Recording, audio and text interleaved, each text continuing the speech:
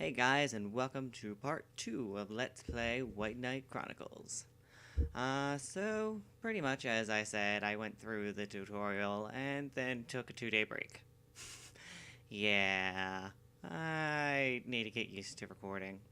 Some stuff came up and it just happened so late that I ended up not being able to record. And yesterday I was just lazy, so yay! Okay, so as I said, I went through the tutorial and got that out of the way. And I figured I'd start off this by showing you the Learn Skills screen. As you see, your skills are set between the different weapons that you get to use throughout the game. You get to use short swords. I think I just bumped my mic, sorry.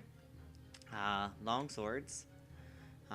Elemental magic, which is pretty self-explanatory. It's using fire, ice, earth, wind, all that stuff. Leonard can't learn this skill, but actually, I should use this on my own character. Because the created character can use every single weapon. The next skill is spears. Spears and short swords are mainly quote-unquote dual wielders. They are usually seen using both their weapon and shields, and they have skills to reflect that. Bow users, axe, and divine magic, which is healing and buffs. I will probably only focus on getting the minor healing for my own character, because we're going to have like a healing character for ourselves in actually a little bit, probably by the end of this part, depending on how long it goes. And then you have staff skills, which is pretty much useless in itself because the mages aren't really physical attackers, but the buffs that you get are very useful for mages. And actually, there's a few skills that are very useful. I might be able to show them off, I don't know. I might just explain them later. Okay, so first of all, Leonard starts out as a sword user, pretty much, but because of how difficult it is to get all of the short sword moves, I'm actually going to turn him into an axe user. So you spend skill points to unlock each skill, and as you unlock the skills, you get more. So let's just go with the basic crush. And now, this probably isn't too fair of me, but I'm going to go the cheap way, and I'm going to set my character up in the cheapest way possible, which is a bow and magic user. Magic completely ignores an enemy's defenses unless they have an elemental weakness, an elemental resistance, and bow users are super fast. Back when the game used to be online, and I'll get into that later, this game used to be online, but it's not anymore in North America. If you went into a quest with a bow user, before anybody else could bring out their weapons, the bow users would have brought out their weapon and killed all the enemies. That's how quick the bow users are, if done correctly, because you can make a slow bow user. So let's start out with just getting, get blast tip. So I have, let me explain this. Each move is also separated into different categories. These are piercing moves. These are strike moves. And these are slashing moves. As you can see, bow only has one slashing move. Each weapon has its weakness when it comes to moves, which is actually what kind of balances out them. Bow sucks at slashing, so it can't really damage enemies with a weakness to slash. Longsword. It doesn't have very many bashing moves. Short sword, it kind of like balanced. Staff as well, it has no slashing moves. So, you kind of see, and axe has no piercing. So you see that everything kind of has its weaknesses and its strengths. And, of course, getting into, like, the different skills. Okay, so I did that. Now let's go to edit commands. Now, what the game does is that it automatically assumes that you're going to be a short sword user. I'm not. So let's get rid of those skills, and we're going to set up my bow skills. This is pretty much set up like any RPG, where you just put your skills into a slot, and that's what you're going to be doing. Now, this is just my personal preference, but I like to have the healing and stuff on a different line. Let's see, and I need to equip my character with a bow. Now, it has lower attack, but I'm also going to be faster. And I need to switch to my own character, because I don't like following Leonard. Also, I'm taller. I think. I don't know. Okay, so let's head over this bridge and... Leonard, I was talking. Let's head over this bridge and cutscene. Now to be quiet. Oh no, this is more tutorial. I was wrong. I thought I went through it all. Sigh. Oh my god. I am... Well, I feel like a derp. I thought I'd get through all of this to save you guys. Yeah. I'm sorry. Once the action gauge in the command circle. This is super embarrassing. Our HP and... Yep, see, I told you, the tutorials take forever. Okay. Now that that's over with, and the game explains to you how to kill a passive enemy. No, kill me, then flame me. I can tell that he's going to interrupt me a lot. These enemies are completely passive. They will not hurt you as long as you don't attack them or anybody around them. But for demonstration's sake, I'm going to show combat. So, you have your little wheel, which is automatically filled, and when you press X, your character will attack, and then that thing will refill. You scroll over to your different abilities, and use that. And also on the screen, if I can do it correctly, you should see a bio for the kibble. I'll probably do that now, just since I'm explaining it. The kibble is a pretty basic enemy. If I remember correctly, because I don't have the bio up on me right now, he should be weak to fire and striking skills. That's pretty much it. Let's see. But yes, combat is pretty simple. You have your little circle, which will... Leonard. You have your little circle, which will fill up area during combat, and your moves, which you will select. And this is treasure. Treasure chests are scattered throughout the world, and you can just find them just by wandering about. I'm going to try and show you the location of every single treasure chest that I can find. This we got a Chromium Pearl level 1. I can't really explain what those do now. They are for... trying to think. Kind of hard to explain because I don't want to spoil too much. I'd rather just explain it as it comes along.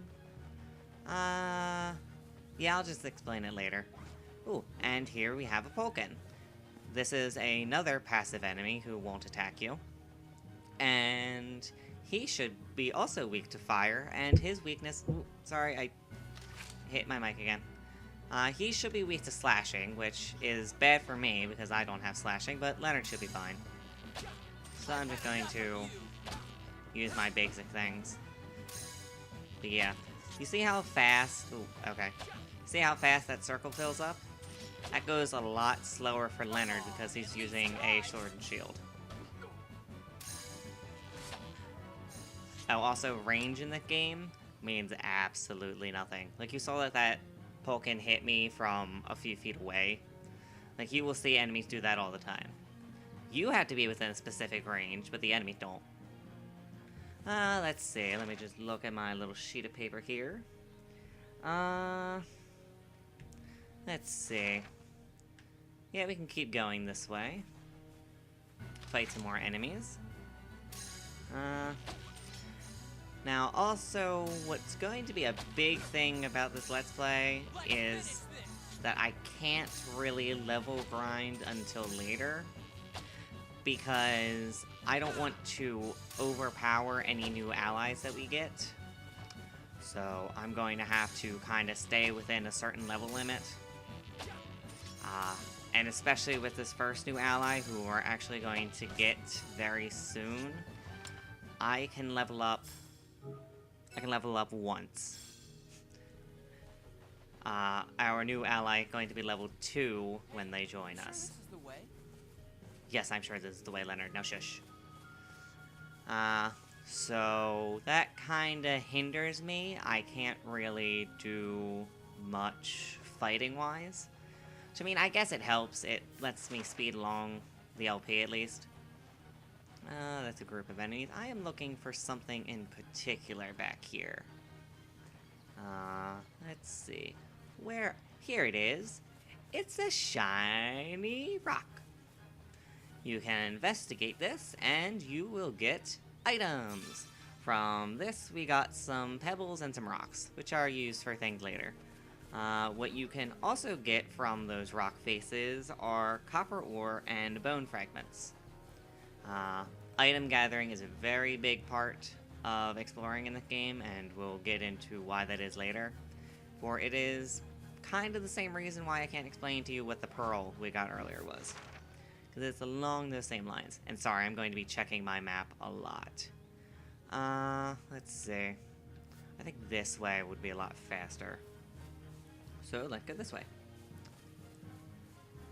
But yes, the game, despite how kind of 2D the plants look, from a distance it looks very good. And honestly, if I had my glasses on, it would actually look a little bit better. Oh, and we found an item I'm a Canada again. This is a tree. Certain trees will glow, and you can investigate them. From this one, we got some withered branches, a sturdy branch, and a shriveled vine. Which is actually everything that you can get from trees in here. So, that's good. Ooh, yay. The first aggravated enemy of this place. Say hello to the giant Vespid. They are bees. They are weak to ice and piercing. How good I dodged. I believe these in particular have a slight chance of paralyzing you. Which, as in any other JRPG, you're of course going to be cursed with having statuses. There is paralyzation, which those Vespid can give you. There is poison, which will slowly drain your health. Oh, and paralyze pretty much makes it so you can't move. Leonard, I hate you. There is sleep, which will put your character to sleep for a little bit. There is... No, that's not in this game. That's not until the second one.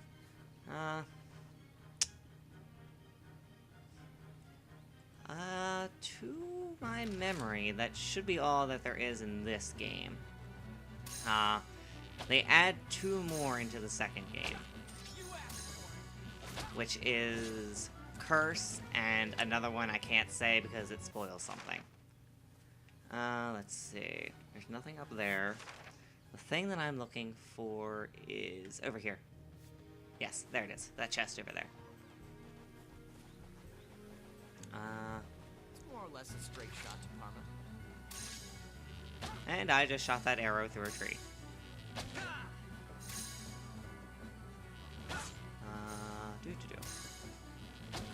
Up, and there's my only level up.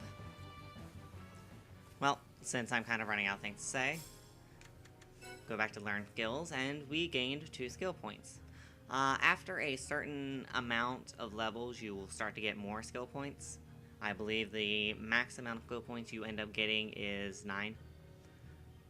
But yes, that increases. So, for Leonard, let's give him these 2 axe moves. Now the thing is, why I didn't do this with Leonard is because he doesn't have an axe right now. And I could go back into Ballendor to go buy one, but I'm lazy, and I kind of want to get this more progress-filled. I'll go buy him an axe off-screen after the whole beginning of the game is set up. Let's see, and for me, Let's give me a stronger piercing move, and do I want that?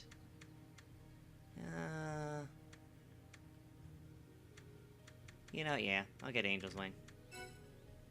That's another thing that's going to be taking me a while every now and then, is thinking of what I want. Because you also need to unlock certain things in certain orders. Oh, and looking at my little log up there in the top left. Back for the show. Shush. I just remembered that monsters also drop items. Pretty much along the same lines as Up, and there is KO. Pretty much the same thing as Paralysis and Sleep.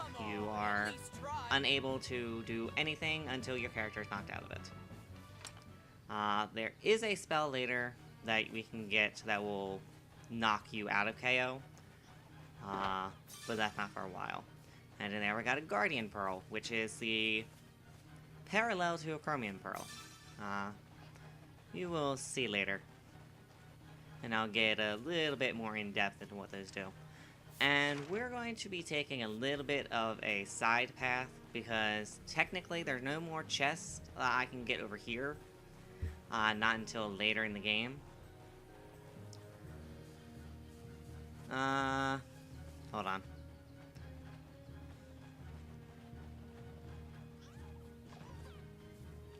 Okay. So yeah, we're going to go over here just because I want to show something off, and then we will continue on to the village of Parma. Yes, the atmosphere in this game is very nice.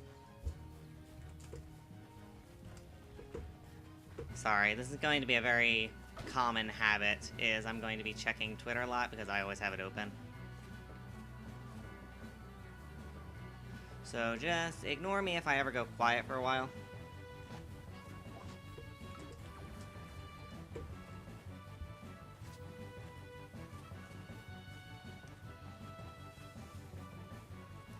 So yeah, this is the thing. Me just sitting here quietly while things happen. Okay.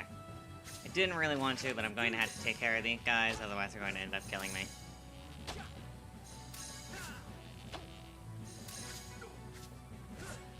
Oh great, now I'm missing. Awesome.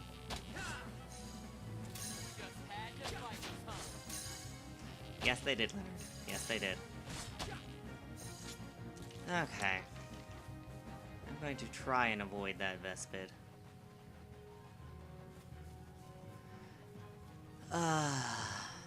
And we're going to come over here to the cabin, where there are 2 boxes for you to investigate. The boxes have a chance of dropping saltpeter shards, rocks, pebbles, and some copper ore, like the rock face. That's pretty much all that's over here for now. There's not anything important unless you're doing one of the quests that you can do later.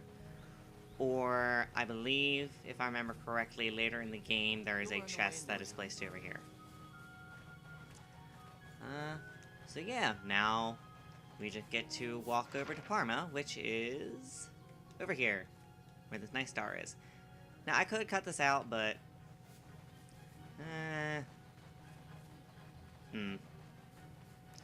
You know what? I will cut this out because I don't really have much to talk about. And it's just going to be me running. So, I'll meet you back when I'm at this bridge over here in C6. So, I will see you guys then.